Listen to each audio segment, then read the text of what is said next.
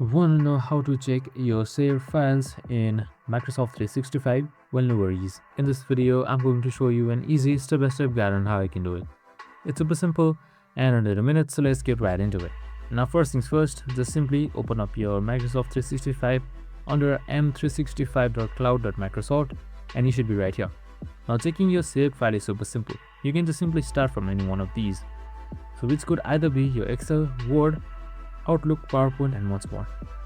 So if you want to save a document, it gets auto saved and you can check by selecting file right here on top, and here you should be saying documents, which should say auto saved online to documents. You can just simply select that, and once that is done, your OneDrive should open up.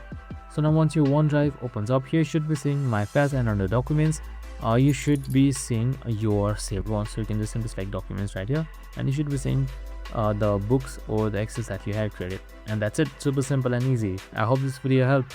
If it did, make sure to like, subscribe and tune in with us for more of these videos. See you in the next one.